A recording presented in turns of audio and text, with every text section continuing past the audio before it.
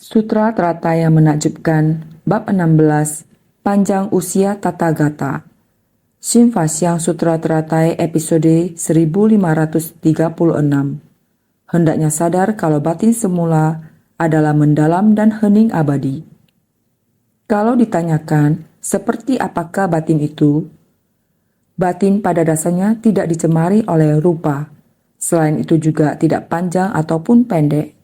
Batin yang berdiam pada dasarnya tidak datang ataupun pergi, bukan murni atau ternoda, tidak muncul atau lenyap, mendalam, jernih dan hening abadi. Inilah wujud dari batin semula, juga merupakan tubuh semula. Itulah tubuh Buddha. Harus bersungguh hati. Kalau ditanyakan, seperti apakah batin itu? Apakah kita pernah bertanya pada batin? Bertanya pada batin sendiri, bagaimanakah bentuk batin kita? Apakah yang dimaksud dengan batin? Apakah organ jantung kita saat ini disebut batin? Ini adalah batin jasmania. Ini hanya merupakan sebuah organ di dalam tubuh kita. Salah satu yang berfungsi untuk memberi kehidupan pada tubuh kita. Hanyalah sebuah alat. Membantu peredaran darah kita, jantung dan otak. Peredaran darahnya itu peredaran darah seluruh tubuh. Hanya sebagai alat yang berfungsi seperti ini. Batin kita sebagai manusia, yaitu batin yang sering disebut adalah apa? Batin disebut jantung. Dan kata ganti nama dari pikiran kita juga disebut batin. Karena berbicara dan mengungkapkan, selalu harus ada sebuah nama dan rupa untuk mengungkapkan fenomena dari apa yang dibicarakan. Maka pada umumnya kita menyebutnya batin. Batin kita sedang berpikir. Batin kita dapat melakukannya. Sebenarnya bagaimana batin dapat melakukannya? Bagaimana batin berpikir? Sebenarnya apakah otak yang sedang berpikir atau batin yang sedang berpikir? Maka ini hanya sebuah pengganti dari nama lain. Jika bertanya apa yang dimaksud dengan batinmu, ia tidak memiliki tempat tinggal, juga tidak ada tempat untuk meletakkan batin tersebut. Semuanya tidaklah ada. Oleh karena itu, batin yang berdiam pada dasarnya tidak datang ataupun pergi. Jika hendak bertanya padanya tentang di mana batin berdiam, tidak pergi dan tidak datang. Pada dasarnya tidak berdiam pada rupa. Pada dasarnya tidak ada. Bukan murni atau ternoda, tidak muncul atau lenyap. Yaitu bukan ternoda ataupun murni, tidak muncul juga tidak lenyap. Batin ini bukan yang kotor, juga bukan yang sangat bersih. Batin ini, karena pada dasarnya tidak ada apapun, bagaimana ia bisa berdebu? Jadi, bila kita mengatakan batin telah kotor, tapi tidak ada apapun, bagaimana bisa menjadi kotor? Tidak bisa menunjukkan di mana kotorannya. Bisakah mengatakan ia sangat bersih? Aduh, batin dipenuhi dengan kerisauan. Oleh karena itu, batin ini adalah tiada, tidak muncul dengan sendirinya, tidak akan lenyap. Karena tidak ada tempat manapun yang bisa membuatnya muncul dari ketiadaan. Tidak ada yang tidak. Jadi, harus berdiam di mana? Tidak di mana-mana, karena pada dasarnya tidak ada. Bagaimana kita bisa mengatakan ia hilang? Jika ia tidak ada, maka tidak ada dimanapun. Benda yang tidak ada, bagaimana mengatakan bahwa itu hilang, ada dan tiada? Adalah sesuatu yang saling berhubungan. Pada mulanya ada, sekarang menjadi tiada. Ini baru menunjukkan ada dan tiada. Pada mulanya, jika ia tidak ada, maka sekarang juga tidak ada yang hilang. Kita semua juga dapat sangat jelas tentang ini. Pada mulanya tidak ada, pada mulanya ada. Langit pada mulanya ada, bertahan selamanya tanpa berubah. Alam semesta ini bertahan selamanya tanpa berubah. Namun bagaimana dengan ruang kosong? Di dalam ruang kosong, pada dasarnya tidak ada, sekarang juga tidak ada. Dari dulu hingga sekarang semuanya tidak ada. Prinsip yang sama. Jadi bukan ternoda, bukan murni, tidak muncul atau lenyap, mendalam, jernih, dan hening abadi. Batin kita hanya sebuah kata ganti nama. Pada dasarnya tidak ada. Iya, karena pada dasarnya tidak ada. Kita hanya bisa mendeskripsikannya. Karena tidak ada, maka murni. Benda yang tidak ada tidak akan tercemar. Karena tidak ada, maka pada dasarnya adalah murni. Maka selalu bebas dari pengaruh suara dan rupa dari dunia. Tidak ada. Meskipun sekarang kita berbicara tentang kekeruhan dan polusi, bukan mencemari langit, adalah mencemari udara. Mari kita lihat. Angkat kepala melihat ke langit dan melihat hamparan awan gelap. Itu artinya akan turun hujan. Tapi setelah hujan berhenti, semua uap air telah hilang. Angkat kepala melihat ke langit. Awan yang berwarna putih, langit biru dan awan putih. Itu adalah langit yang amat sangat tinggi. Yang terlihat oleh mata kita adalah awan putih dan langit biru. Jika tidak ada uap air di langit, hanya kamu lihat adalah langit yang cerah tak berawan. Sebenarnya, seberapa tinggi langit yang cerah itu tidak dapat diukur. Hanya kesadaran mata kita yang merasa itu sangat jauh, sangat jauh. Di udara itu, jenis itu, berbagai macam wujud terbentuk. Itu semua bukanlah wujud yang sebenarnya. Langit tiada batas. Hanya saja kita berada di bumi, mengikuti seperti ini. Bumi berputar, tidak peduli bagaimana kita berputar. Saat kamu memandang keluar, yang terlihat adalah cakrawala yang tak berujung. Terasa seperti langit biru dan awan putih. Semua itu hanyalah kesadaran. Sebenarnya, itu adalah tidak bisa diukur dan tanpa batas. Langitnya amat sangat jauh, tanpa tepi di sekelilingnya. Semuanya tidak ada, hanya kesadaran dari indera mata kita ini. Sebenarnya yang ingin dilihat dengan jelas adalah terbatas. Jarak adalah terbatas. Sebenarnya apa yang tidak bisa diukur dan tanpa batas selamanya adalah kosong. Kamu sama sekali tidak bisa melihat apa-apa. Jadi mendalam, jernih dan hening abadi, luas tanpa batas, sangat hening. Inilah wujud dari batin semula. Seandainya mau dikatakan, ini adalah batin kita, wujud dari kita, rupa dari kita. Tidak ada satu apapun yang bisa dikeluarkan untuk dilihat. Berkata sampai jelas adalah tidak ada apa-apa, karena dia tidak ada apa-apa. Oleh karena itu, tidak ada apapun yang bisa mencemarinya. Karena dia tidak ada apapun, oleh karena itu tidak ada cara menggunakan panjang pendek untuk membandingkan. Batin kamu memikirkan sampai kemana, maka batin kamu akan ada sepanjang itu. Sekarang kamu memikirkan benua Afrika, Afrika Selatan, Brazil, di sisi lain dari belahan bumi sana. Pikirkan, kembali keliling satu kali lagi. Ini, lihat kamu jalan sampai kemana.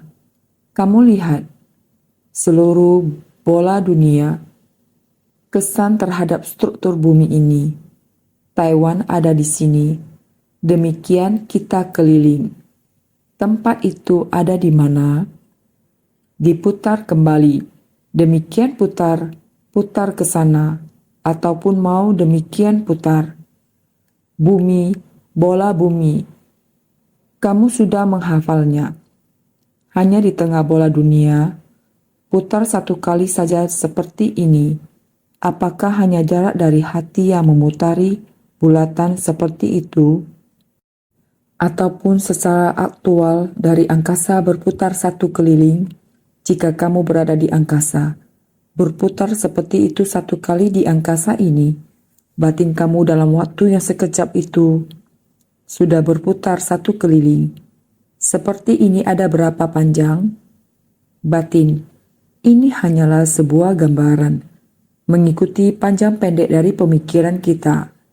Semua ini bisa menggunakan gambaran, tapi tidak bisa menggunakan ukuran untuk menghitungnya. Oleh karena itu, niat pikiran ini dinamakan tidak berwujud.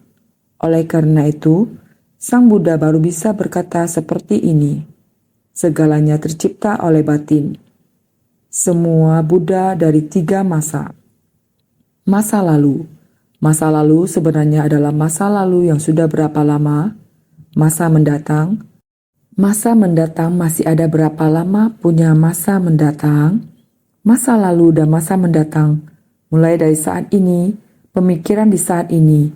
Pemikiranmu yang penuh cinta kasih. Dalam interpersonal kita, kamu pernah dengan cinta kasih, belas kasih, sukacita, dan keseimbangan batin. 4 batin tak terhingga. Walaupun kamu dan saya pada masa lalu tidak saling mengenal, namun sekarang adalah saudara sedharma, sangatlah dekat. Jodoh antara orang dengan orang tidak membedakan panjang dan pendek.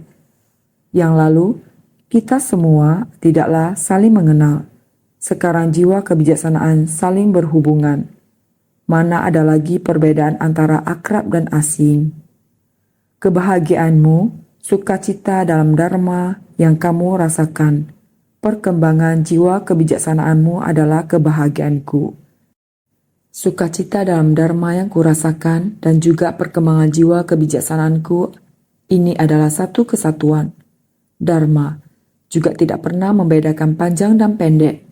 Dharma juga tidak ada wujud dan rupa tercemar, sehingga secara alami batin tidak pernah pergi, tidak pernah datang. Tidak peduli siapapun orangnya, kita semua adalah sama. Datang dan pergi bukankah semuanya adalah rumah kita? Mengatakan pulang ke sana, pulang kemari, pulang ke sana, pulang kemari, pulang ke sana ke keluarga awammu. Pulang kemari ke keluarga, saudara sedharma kita, sama-sama merupakan sebuah keluarga. Batin ini berdiam di mana, berjalan sampai kemana, batin juga sampai di sana. Sehingga tidak kotor, tidak bersih, seperti inilah. Tidak ada tercemar, tidak ada apa yang disebut dengan baik hati, dan apa yang disebut keburukan. Sebenarnya, pikiran kita ini pada dasarnya adalah begini, mendalam, jernih, dan hening abadi. Pada dasarnya tidak ada kerisauan, tidak ada pikiran jahat apa-apa. Tidak ada pikiran jahat apa-apa, pada dasarnya memang tidak ada. Segalanya sangat jernih, tetapi hanya kerisauan dan ketidaktahuan yang membuat kita membedakan, membuat pikiran kita tergerakkan. Ternyata pikiran ini adalah sangat sederhana, sangat murni. Hanya ada satu pemikiran dan konsep seperti ini saja. Jadi, kita pada mulanya, jika semua kerisauan tidak muncul, jika mampu sepenuhnya memahami prinsip kebenaran, mendalam, jernih, dan hening abadi, inilah yang sering dibicarakan. Kondisi batin hening dan jernih, tekad yang luhur dan luas. Tekad pembinaan diri kita bisa sangat stabil. Tidak akan karena saya suka, maka keluarga ini adalah keluarga dharma saya. Karena saya tidak suka, maka ini tidak ada hubungannya dengan saya. Hati manusia adalah seperti ini.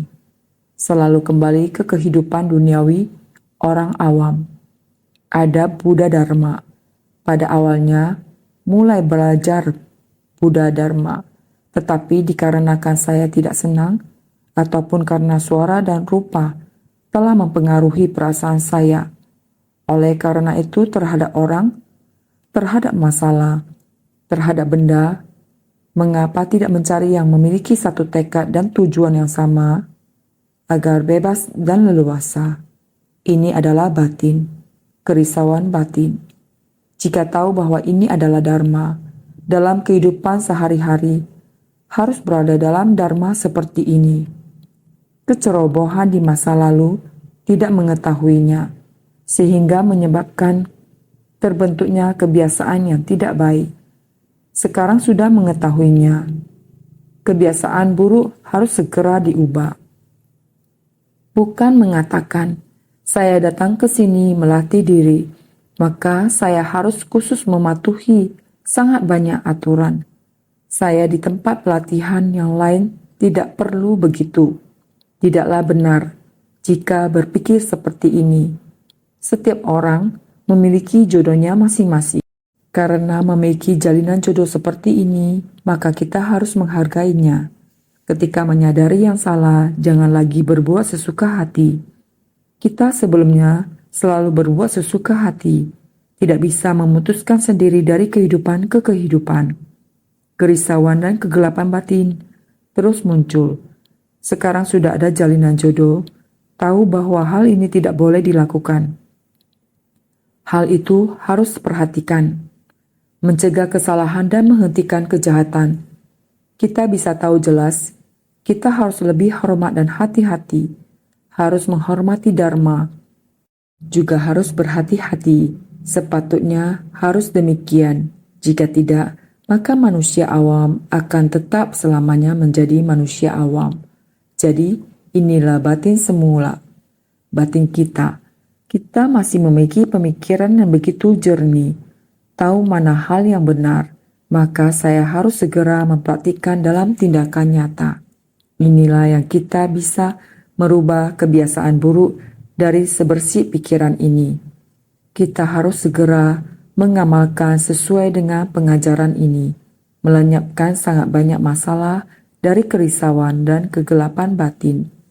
Jika demikian, kita mengerti dan tahu untuk merubah konsep pemikiran. Sebenarnya, konsep pemikiran pada dasarnya adalah murni, kemudian baru tercemar. Karena setelahnya itu telah tercemar oleh sebersih niat pikiran. Kita harus segera dharma. Dharma yang tidak berwujud dan tidak ada bayangan. Kita juga mempergunakannya pada niat pikiran yang tidak berwujud, tidak panjang dan pendek, dan tidak datang ataupun pergi. Kita menggunakannya pada hal yang benar, menggunakannya pada metode yang benar. Ini hanyalah dharma saja. Jadi, juga merupakan tubuh semula. Itulah tubuh Buddha. Wujudnya batin semula itu bentuknya seperti apa?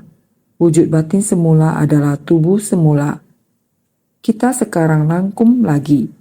Adalah tubuh, ucapan, dan pikiran Anda sendiri. Sekarang niat pikiran ini adalah bagaimana memandu tubuh, ucapan, dan pikiran kita. Termasuk pikiran ini juga membutuhkan niat pikiran ini. Niat pikiran yang benar ini, kita membuat pikiran kita ini tidak menyimpang. Sebenarnya, pikiran juga merupakan sebuah kata sifat. Jadi, memberitahukan kepada semua orang, kita harus merubah kesadaran menjadi kebijaksanaan. Pikiran masih tidak nyata. Kesadaran lebih semu lagi. Hanya kebijaksanaan saja. Kita merubah kesadaran menjadi kebijaksanaan. Kesadaran ini adalah pikiran, artinya kesadaran pikiran. Jadi dikatakan bahwa kita pada dasarnya tidak memiliki batin. Tanpa batin, tidak ada bentuk dari batin itu. Hanya menggunakan sebuah kata ganti nama. Sebenarnya batin semula kita. Jika ingin mengatakan wujudnya, maka tidak dapat menemukan wujudnya. Jika ingin mengatakan wujudnya, maka berada di dalam tubuh kita.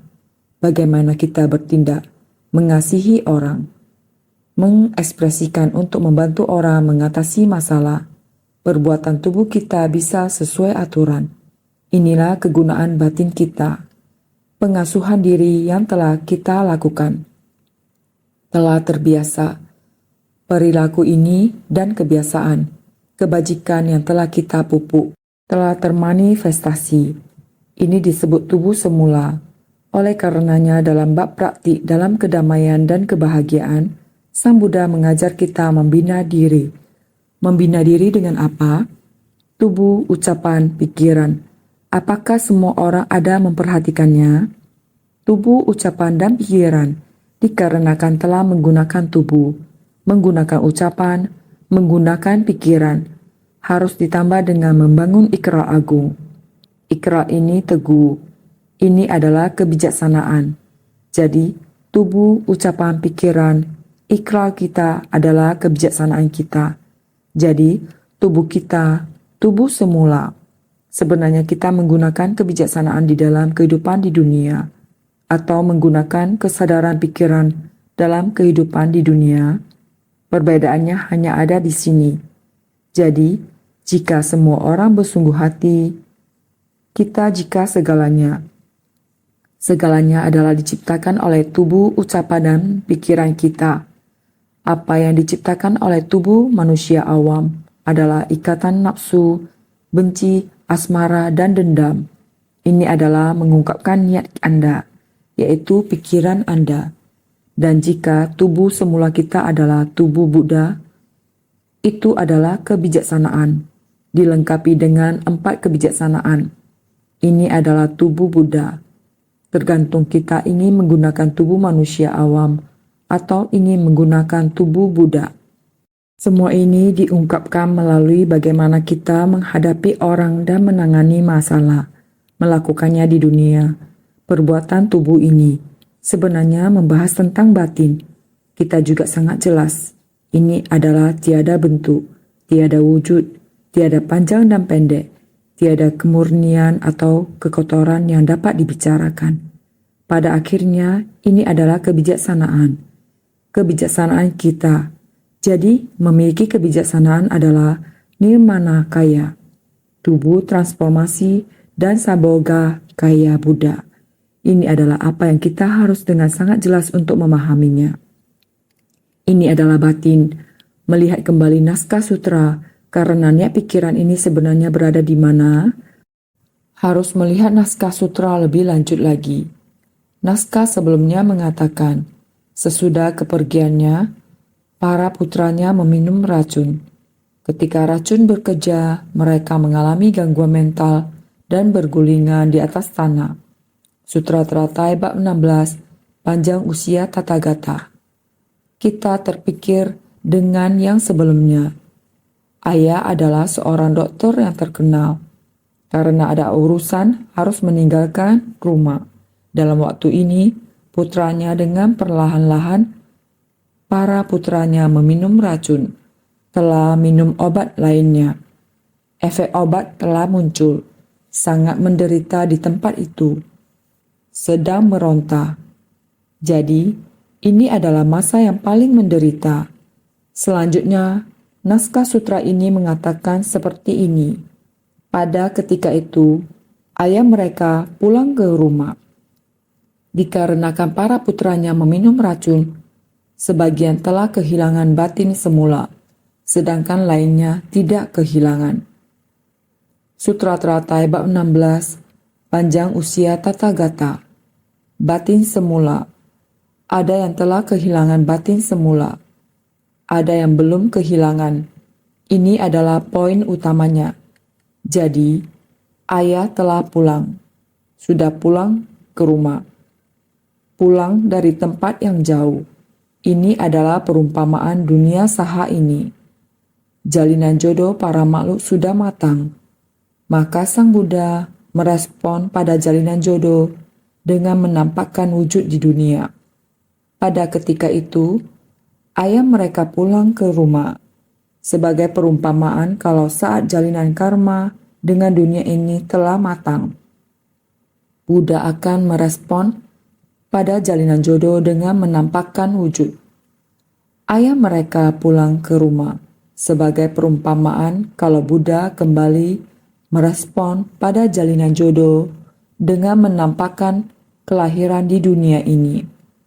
Ini adalah memberi manfaat dengan wujud.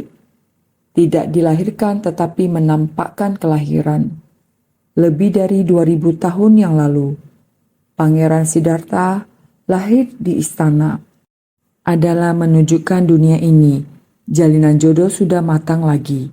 Maka ada pangeran ini yang lahir ke dunia. Karena dia mulai sejak masih kecil menjadi dewasa. Terus sampai meninggalkan kehidupan rumah tangga untuk berlatih diri. Telah mencapai kebudaan. dikarenakan beliau mencapai kebudaan, prinsip kebenaran dari segala sesuatu di antara langit dan bumi. Karena orang suci ini, Sang Maha Sadar di dalam kebijaksanaannya, satu persatu dianalisa, prinsip kebenaran dari segala sesuatu di antara langit dan bumi, juga cara berpikir manusia, psikologi, dan lain-lain.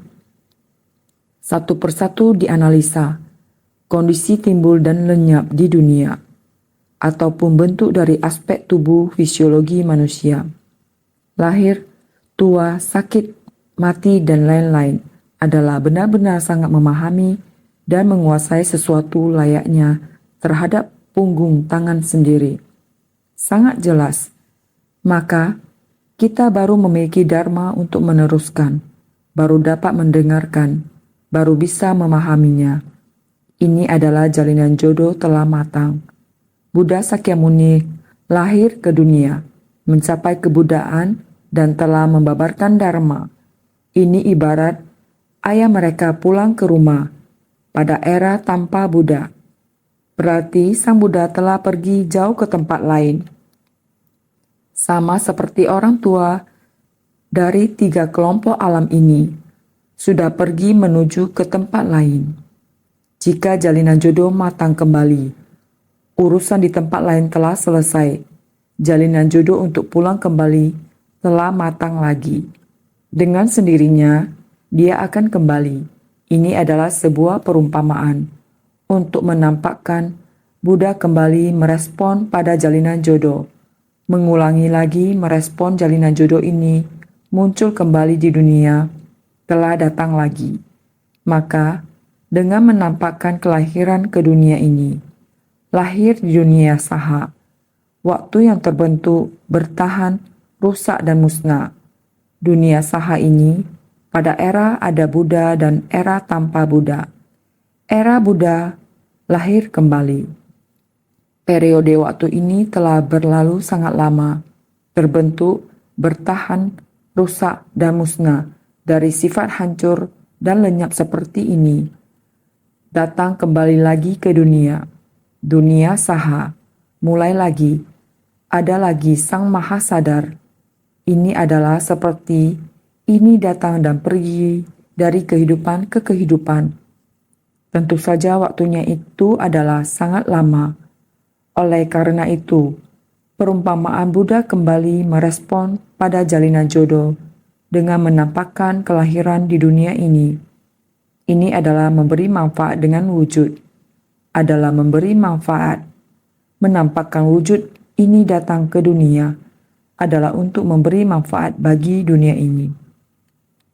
Membabarkan dharma untuk semua orang, agar setiap orang dapat memahami, sehingga tidak dilahirkan tetapi menampakkan kelahiran.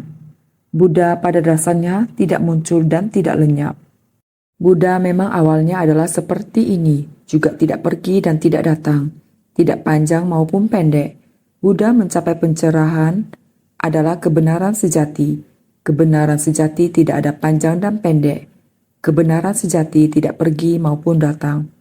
Selamanya ada.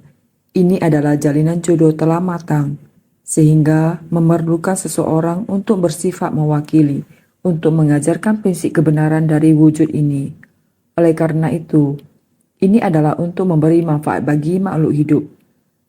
Ada yang maha sadar seperti ini, datang untuk membabarkan prinsip kebenaran dari segala sesuatu kepada kita, agar kita dapat memahaminya dengan jelas. Perumpamaan. Aspek jejak sebelumnya adalah sebuah perumpamaan. Aspek pokok saat ini, karena hendak mengatakan bahwa waktunya begitu panjang, karena hendak membahas tentang Buddha dan para makhluk. Juga harus membahas apa yang dimaksud dari menampakkan parinirwana. Aspek pokok ini menampakkan parinirwana. Sebenarnya berapa panjang usia Buddha? Untuk menjelaskan semua ini, tidak selain kembali menggunakan perumpamaan. Oleh karena itu, perumpamaan telah kembali, telah meninggalkan keluarga ini pergi ke tempat lain, tempat yang begitu jauh. Setelah beberapa waktu yang lama kemudian kembali lagi, telah pulang ke rumah. Diumpamakan pulang ke rumah, guna menuntun semua makhluk. Makanya Buddha datang kembali ke dunia ini sebagai rumah dari samsara. Juga menjelaskan kalau tanah di mana Buddha menampakkan wujud sebagai rumah. Buddha menampakkan 8 fase menuju kebudaan di dunia ini, makanya menjadikan dunia ini sebagai rumahnya. Ini adalah perumpamaan daripada mencapai pencerahan demi menyelamatkan semua makhluk. Oleh karena itu, guna dikatakan seperti ini, menuntun semua makhluk. Makanya Buddha datang kembali ke dunia ini karena ingin menuntun semua makhluk yang ada di dunia saha ini, sehingga setelah jalinan jodoh sudah matang, datang kembali ke dunia saha ini. Dunia saha ini karena dilahirkan di sini, sama seperti peraturan yang ada di dunia saha ini. Ada kelahiran, dilahirkan di istana, ada kematian, telah parinirwana. Ini dinamakan tanah samsara sebagai rumah dari samsara. Di dunia saha, inilah yang dijelaskan oleh Buddha Sakyamuni kepada kita semua. Rumah tempat beliau menampakkan wujud bermanifestasi. Buddha Sakyamuni menjelaskan kepada kita, ini adalah beliau menampakkan wujud 8 fase menuju kebudaan. Di tempat ini, sejak lahir sampai dewasa, segala yang dipahami tentang ketidakkekalan, penderitaan, dan kekosongan, melihat ketidakkesetaraan dalam kehidupan. Perbedaan hidup antara yang mulia dan hina semacam ini, yang kuat memakan daging yang lemah, dan sebagainya. Hal-hal seperti ini, kehidupan pada dasarnya adalah setara, namun dibeda-bedakan oleh manusia seperti ini, dikarenakan berbagai macam wujud. Proses seperti inilah, ini dinamakan Buddha menampakkan 8 fase menuju kebudaan. Di tempat ini, walaupun menjadikan dunia ini sebagai rumahnya, yaitu dunia saha adalah rumah beliau. Ini adalah perumpamaan daripada mencapai pencerahan demi menyelamatkan semua makhluk. Datang untuk menyelamatkan semua makhluk. Demi menyelamatkan semua makhluk, maka menampakkan wujud mencapai pencerahan. Kalau tidak, sebenarnya beliau sudah mencapai kebenaran sejati, sudah terbebaskan. Mengapa masih harus sebutan lahir dan mati? Mengapa masih harus ada bentuk datang dan pergi?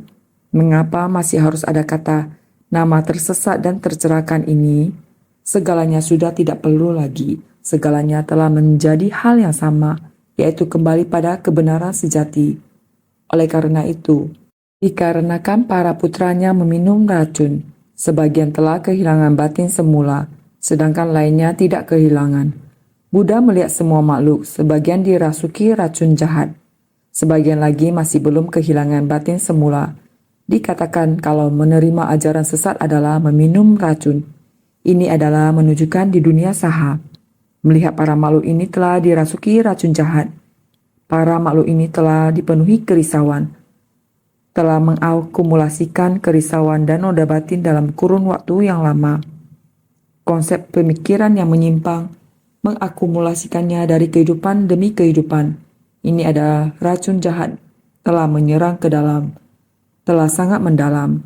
Sebagian orang ini benar-benar kerisauan dan noda batin adalah amat berat. Bukan hanya sekarang telah mendengarnya, telah melihatnya, tidak bisa berubah, masih hendak memfitnahnya lagi. Ini adalah merupakan kejahatan yang mendalam. Orang yang telah dirasuki racun jahat yang sangat mendalam, atau juga sebagian lagi masih belum kehilangan batin semula. Niat baji masih belum hilang, meskipun memiliki kerisauan, akan tetapi niat bajinya masih belum hilang. Sehingga dikatakan kalau menerima ajaran sesat adalah meminum racun. Terdapat orang yang telah keracunan berat, sangat berat sampai bukan hanya badan jasmani yang memiliki penyakit, sampai niat batin pun seluruhnya menyimpang. Ini merupakan antara hilang dan tidak hilang. Orang yang tidak kehilangan masih terdapat niat pikiran bajik dan masih memiliki hati nurani, mendengar dharma, mengetahui dan mengerti, atau sangat sukacita, atau bukan hanya sukacita, bahkan mempraktikannya dalam tindakan nyata. Ini adalah orang yang tidak kehilangan.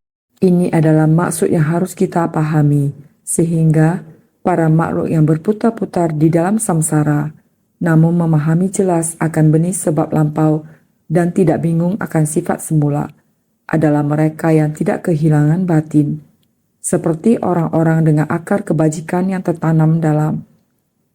Apabila bertemu dengan masa Buddha menampakkan diri di dunia, mereka akan meyakini dan menerimanya dengan sukacita.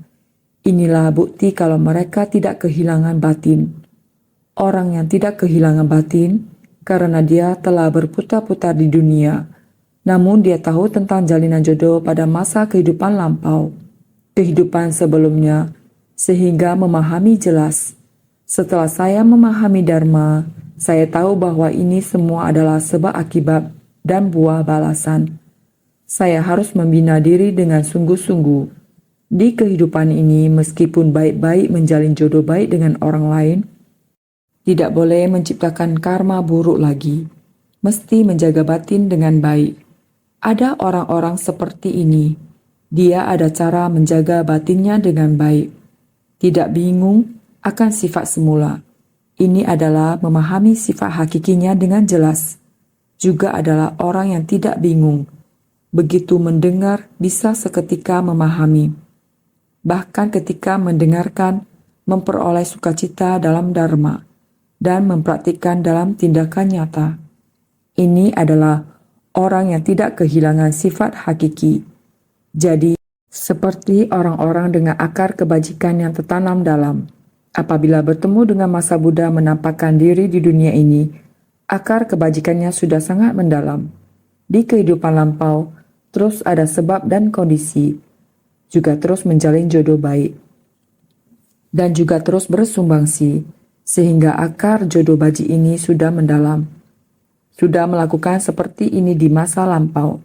Sekarang ketika bertemu sebab dan kondisi, juga bersumbangsi dengan sukacita, menerima dan meyakini ajaran dengan sukacita. Ini adalah ketika bertemu dengan Buddha, bertemu dengan Dharma. Dia akan menerimanya dengan sangat cepat. Inilah bukti kalau mereka tidak kehilangan batin. Kita dapat membuktikan sama-sama adalah manusia. Bagaimana ada orang, bagaimanapun menjelaskannya, tetap tidak mampu memahami. Ingin berlatih, tetapi tidak dapat memahaminya. Ada orang yang begitu melihatnya langsung sukacita. Saat mendengarnya, saya langsung paham. Akar kapasitas tidak sama. Ada orang yang tidak senang ketika mendengarnya dan menolak untuk mempercayainya, bahkan memikirkan cara untuk memfitnah. Ini semua adalah tidak sama.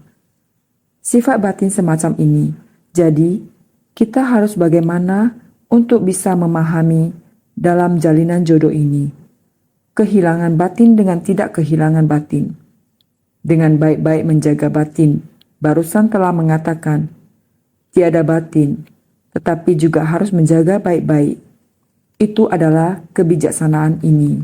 Pikiran bijaksana, kita harus menjaga dengan baik. Mengubah segalanya kesadaran pikiran menjadi 4 kebijaksanaan. Kita harus menjaganya dengan baik. Orang-orang yang kehilangan ataupun tidak kehilangan, mereka tamak dan melekat pada 5 nafsu indrawi dari Triloka, sehingga kehilangan akar kebajikan dari 3 kendaraan yang telah pun ditanam sebelumnya. Itu sebabnya Buddha menyatakan memasuki pariniwana pada orang-orang ini. Meskipun tidak memasuki pariniwana, sebagian meskipun melekat pada 5 nafsu indrawi, namun tidak kehilangan akar kebajikan dari 3 kendaraan. Ada yang memiliki kapasitas unggul dan rendah. Buddha memahami tidak dilahirkan tetapi menampakkan kelahiran bagi orang-orang ini. Maka, orang yang kehilangan ataupun tidak kehilangan adalah mereka tamak dan melekat pada 5 nafsu indrawi dari triloka. Apa yang disebut dengan kehilangan? Apa yang disebut dengan ketidakkehilangan? Tergantung apakah kita tamak dan melekat terhadap 5 nafsu indrawi dari triloka. Ada orang memiliki ketamakan yang sangat mendalam. Ada orang yang ketamakannya sangat dangkal. Ada juga orang yang bukan saja tidak tamak, pada saat yang bersamaan malah bersedia terus bersumbangsi. Ini karena akar kapasitas yang berbeda. Jadi dunia adalah seperti ini. Ada yang tamak, ada yang tidak tamak, ada yang mau bersumbangsi. Akar kapasitas berbeda. Maka, kehilangan akar kebajikan dari 3 kendaraan yang telah pun ditanam sebelumnya. Itu sebabnya Buddha menyatakan memasuki parinirwana pada orang-orang ini. Meskipun tidak memasuki parinirwana, jika kalian orang-orang ini sudah tidak mempunyai akar kebajikan, jika akar kapasitas sudah tidak matang lagi, demi orang yang demikian, yang di 5 nafsu indrawi dari triloka ini tidak bersedia menerima Dharma Buddha, untuk menyadari bahwa kecanduan pada 5 nafsu indrawi adalah salah, untuk menyadari bahwa kecanduan pada 5 nafsu indrawi adalah salah. Meskipun sudah mendengar pengajaran dari 3 kendaraan, dia tetap tidak bisa mengamalkan sesuai yang diajarkan. Terhadap orang yang demikian, Sang Buddha pun berkata, "Saya akan segera memasuki parinirwana." Ini adalah Buddha terus mengatakan akan parinirwana dan mengatakan kepada semua orang, umur sudah banyak, waktu untuk memasuki parinirwana sudah tidak lama lagi. Terus memberi peringatan, ada orang yang mendalami ajaran Buddha tapi tidak giat, dan juga sifat batinnya tidak dapat diselaraskan. Sang Buddha mengatakan pada orang ini, "Saya segera akan memasuki parinirwana." Ini adalah dikatakan lagi kepada orang seperti ini, sehingga kemudian lagi, meskipun melekat pada 5 nafsu indrawi, namun tidak kehilangan akar kebajikan dari 3 kendaraan. Orang yang seperti ini mempunyai kapasitas besar, mempunyai kapasitas kecil. Buddha memberi respon pada orang ini, sehingga Buddha memang tidak dilahirkan tetapi menampakkan kelahiran bagi orang-orang ini. Bila jalinan jodoh semua orang telah matang. Bila jalinan jodoh ini matang, Sang Buddha merasakan orang ini sudah waktunya dapat menerima Dharma. Dengan sendirinya, beliau akan menampakkan diri, menampakkan wujud di dunia. Inilah kenapa ada periode ajaran Buddha. Mengapa ada periode tiada ajaran Buddha? Pada periode tiada ajaran Buddha, karena jalinan jodoh para makhluk masih belum matang. Para makhluk masih tersesat. Kapasitasnya belum terpadu. Sehingga belum muncul Buddha di dunia. Bila secara perlahan-lahan, jalinan jodoh manusia perlahan-lahan terakumulasi pada kapasitas besar kecil ini, mulai ada niat untuk menuju kebajikan, menerima Dharma. Jalinan jodoh ini bila telah matang, dengan sendirinya Buddha akan muncul di dunia. Saudara sekalian, harus demikian. Apa yang dimaksud dengan kapasitas telah matang? Ini harus melihat kita setiap orang dan batin. Kehilangan batin yaitu telah terkumpul kerisauan. Noda batin menerima penyimpangan dan kesalahan. Orang yang seperti ini, inilah orang yang kehilangan batin. Dan kita baik-baik. Batin pada dasarnya sudah tidak ada tercemar. Hendak kehilangan sampai kemana? Tidak ada sesuatu yang bisa hilang. Sebenarnya memang tidak ada. Sekarang dikatakan hilang. Sepertinya tidak ada prinsip kebenaran ini. Prinsip kebenaran yang sebenarnya adalah selamanya ada. Tiada wujud, tiada bentuk. Ini adalah prinsip kebenaran yang sejati. Sehingga kita harus senantiasa bersungguh hati.